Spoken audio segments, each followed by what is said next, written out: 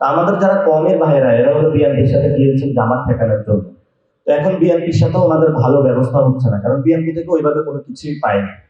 তা আমাদের যে লড়াইটা, এই লড়াইটা আমরা খুবই সুস্পষ্ট। সেন্ট্রিজম হলো সলিউশন বেসড হয়। সলিউশন বেসড হলো প্রথম হলো কোন সেন্ট্রিস্ট পার্টি করাপশনের সাথে জড়িত হতে পারবে না।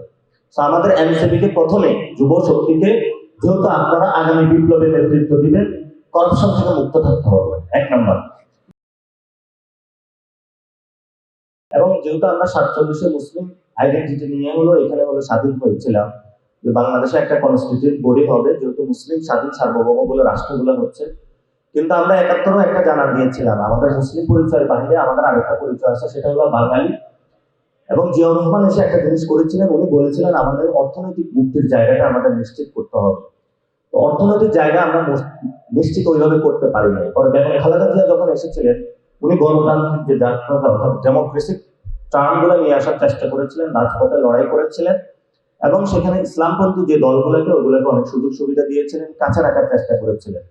তবে বাংলাদেশের যে আইডিয়াটা জিয়াউর রহমান দিয়েছিলেন, ওটা সেন্ট্রিজম কিছু আইডিয়া ছিল, যে আইডিয়ার মধ্যে আলেম ওলামারা থাকার কথা ছিল, কিন্তু হলো যদু মিয়া যখন এসেছিলেন, ওনারা তো ম্যাপ বাসানি থেকে এসেছে, ওই মুসলিম লীগের যারা ছিল তাদেরকে অ্যাকোমোডেট করতে পারছে, ইসলামপন্থীদেরকে বাংলাদেশ আইডিয়ার মধ্যে অ্যাকোমোডেট বিএনপি করতে পারে না, ফলত 4 দলীয় জোট বানাইতে হয়েছিল।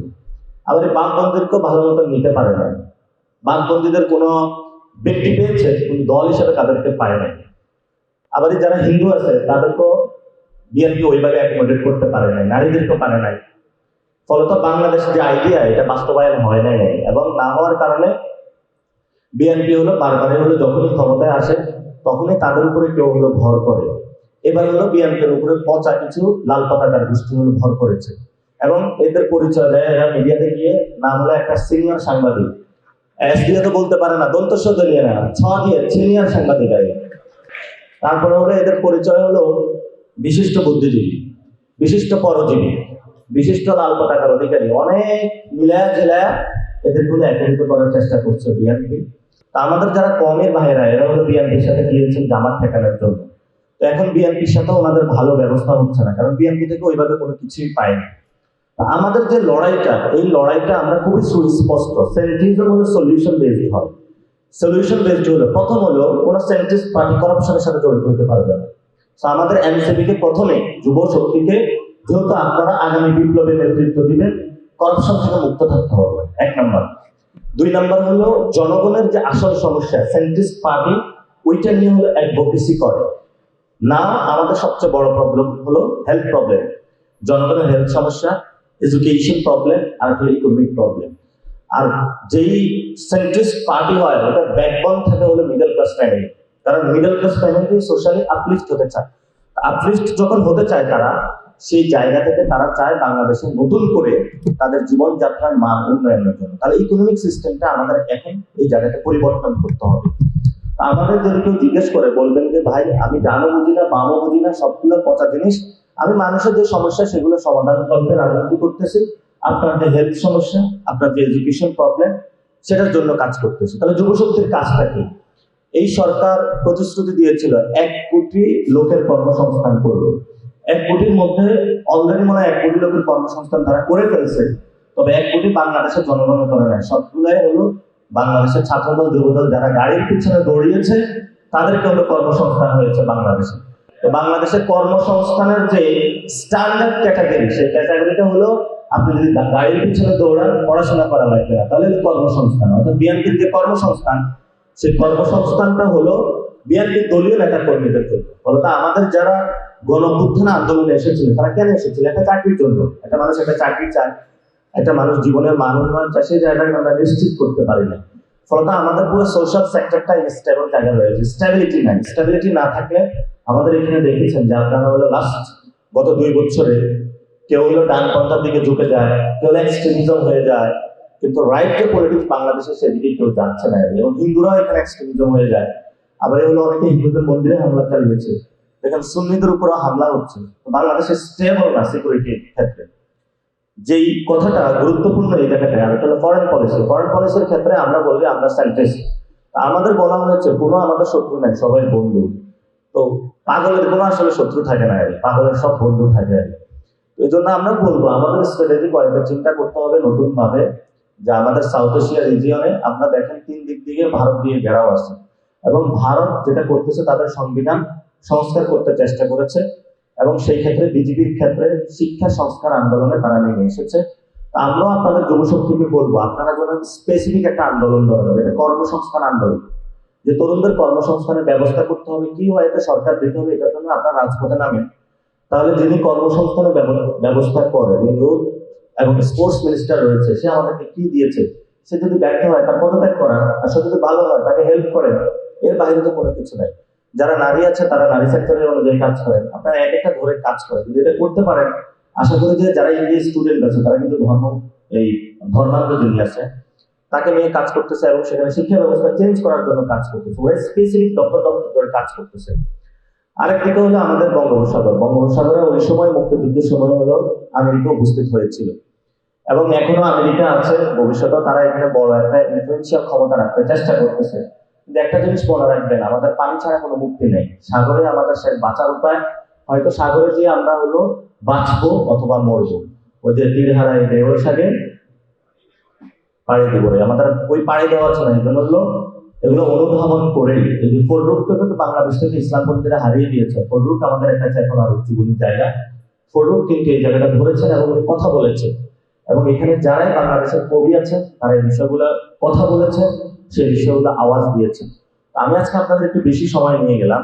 তো এখন আমাদের যেটা করতে হবে, যিনি চুপ রাষ্ট্রপতি আছেন, সরকারের যেটা প্ল্যান দেখেন, এখন কিন্তু আগেই স্পিকার বানানো হয়েছে একজন ক্যান্টনমেন্টের লোক, অর্থাৎ মেজর হাফিজকে, এবং আর্মি বরাবরে এই গণ অভ্যুত্থানের পরে যারা ছাত্র নেতৃত্ব আছে তাদের থেকে ক্যারেক্টার অ্যাসোসিয়েশন করেছে, এবং ডিজিএফআই খুবই সুশৃঙ্খল ওয়েতে ছাত্রদেরকে রাজপথ থেকে সরিয়ে দিয়েছে, এবং ছাত্রদেরকে বাংলাদেশে ক্যারেক্টার অ্যাসোসিয়েশন করে মদ পার্টির নামে তাদেরকে হলো বিকৃত করা হয়েছে।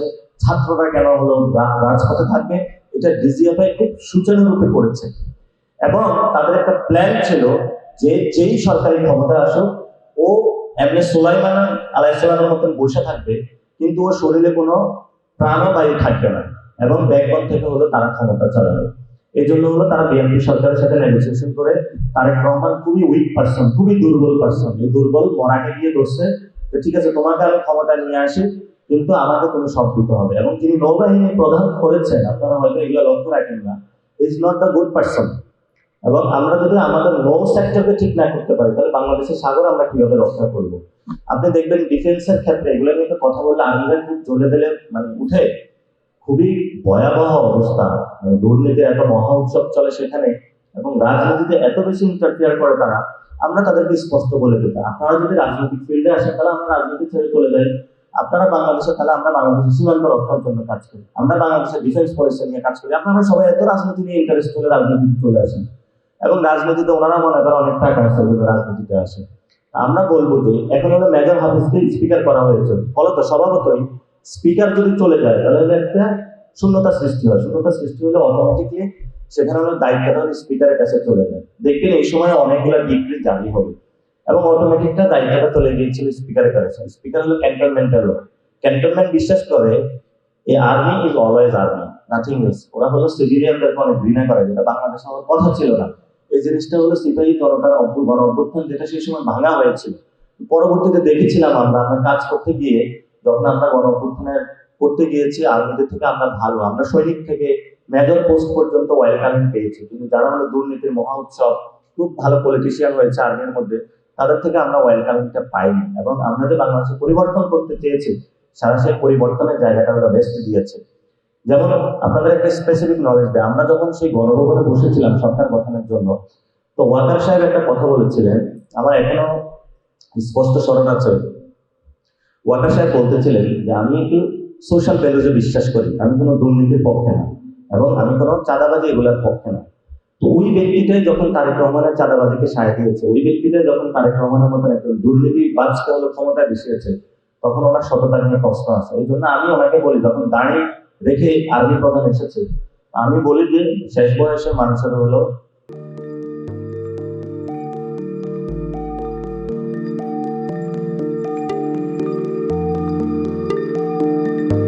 1 জানুয়ারি 2026 ইউটিউব জার্নালিজমের অগ্রদূত changeTV.press সংগ্রাম মুখর 7 বছর পেরিয়ে পা রাখলো গৌরবান্বিত 8 বছরে। এই আনন্দ প্রহরে সবাইকে নিরন্তর শুভেচ্ছা।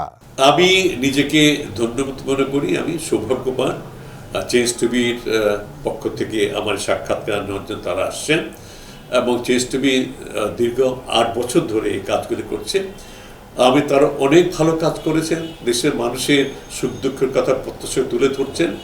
আমার আশা থাকবে চেঞ্জ টিভি সামনের দিকে উত্তরোত্তর আরও সমৃদ্ধ হবে। একটাই শুধু আমাদেরকে উপদেশ দিতে চায় তাদের কাছে, সেটা হচ্ছে সত্য কথাটা মানুষের সামনে তুলে ধরা, মানুষের ভিতরে কি চায় তাদেরটা তুলে ধরা, মানুষের প্রত্যাশা তুলে ধরা এবং মানুষের মধ্যে এই যে দেশাত্মবোধটা এবং সত্যবাদীটা এটা জাগরণ করে চেঞ্জ টিভির সামনে থেকে এগিয়ে যাবে। এবং যারা দেশের কথা চিন্তা করে এবং দলমত নির্বিশেষে যে লোকগুলো আছে তারা দেশের কথা চিন্তা করে, দেশের উন্নয়নের কথা চিন্তা করে, কোনো পক্ষপাতিত্ব করে না, তাদের বক্তব্য দেশের মানুষের তুলে ধরা, এই কাজগুলি সামনে এগিয়ে নিয়ে যাবে, এটা আমাদের প্রত্যাশা। অনেক ধন্যবাদ আপনাদেরকে, দেশবাসীকে, দেশবাসী সবাইকে আমি ধন্যবাদ জানাচ্ছি। changeTV.press এক ফোঁটা হলুদ নেই। আমরা